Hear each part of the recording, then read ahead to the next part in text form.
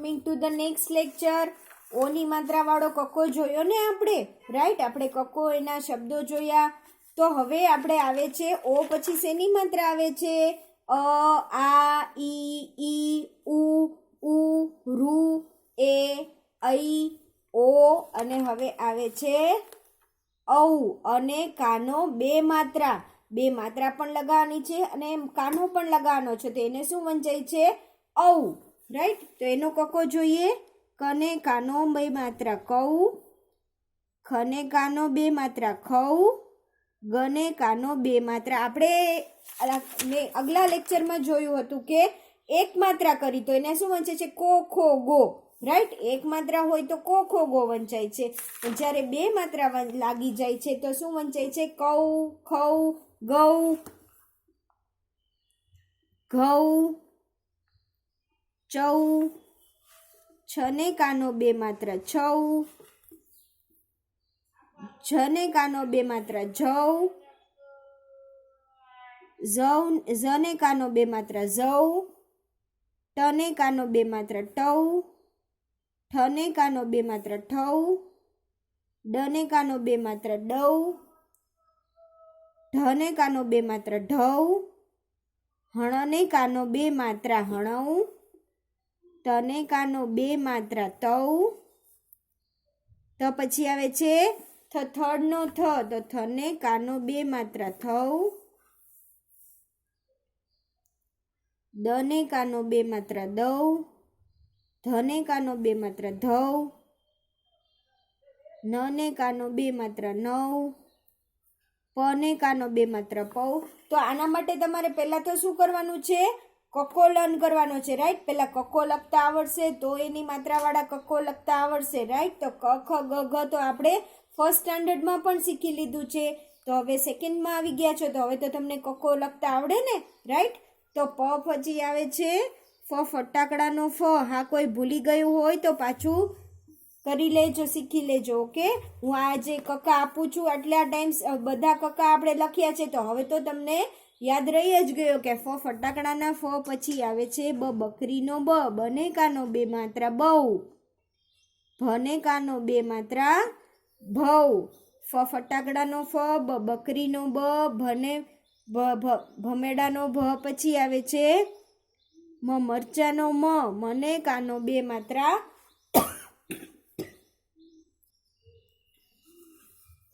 મ પછી આવે છે યને કાનો બે માત્રા યૌ. પછી આવે છે રમકડાનો ર, રને કાનો બે માત્રા રૌ, લને કાનો બે માત્રા લૌ, વને કાનો બે માત્રા વૌ. પછી આવે છે પહેલા વેલા શ, શરણાઈનો શ, શને કાનો બે માત્રા શૌ. પછી આવે શ, ષટકોણનો શ, સને કાનો બે માત્રા શૌ. પછી આવે છે સ, સસલાનો સ, સને કાનો બે માત્રા સૌ, સ સસલાના સ. પછી આવે છે હને કાનો બે માત્રા હૌ. આનો ઉચ્ચાર નહીં થાય. ઓકે, ક્ષત્રિયનો ક્ષને કાનો બે માત્રા અને જ્ઞાનીને કાનો બે માત્રા. તો આજે આપણે ઓની માત્રા અને ઔની માત્રા વાળો કક્કો જોયો, રાઈટ? તો હવે ઔની માત્રા વાળા શબ્દો પણ જોવા જોશે ને, રાઈટ? તો ચલો શબ્દો જોઈએ. ફર્સ્ટ શબ્દ છે નને કાનો બે માત્રા નૌકા, નને કાનો બે માત્રા નૌકા. પછી છે મને કાનો બે માત્રા મૌન, મૌન રાખીએ ને નૌકા, નવ બોલવાનું છે, નૌકા નહીં. શું બોલવાનું? નૌકા, મૌન. પાછળ ઉ આવી જાય, રાઈટ? મૌન.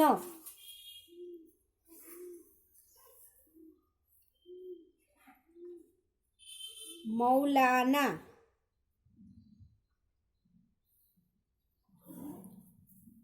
ફોર્થ શબ્દ જોઈએ સૌરભ. સૌરભ એટલે સુગંધ પણ થાય છે અને કોઈ વ્યક્તિનું નામ પણ હોય છે. 4 અક્ષર વાળો શબ્દ જોઈએ પ ને કાનો બે માત્ર પૌરાણિક પૌરાણિક.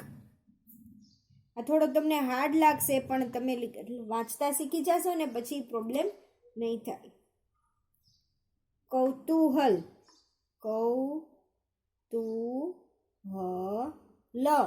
કૌતૂહલ એટલે કે આશ્ચર્ય. હવે વાક્યો જોઈએ.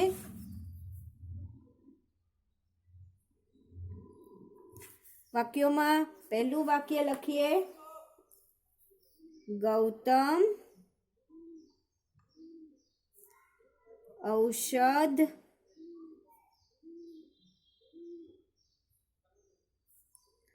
લાવે છે. ગૌતમ ઔષધ લાવે છે.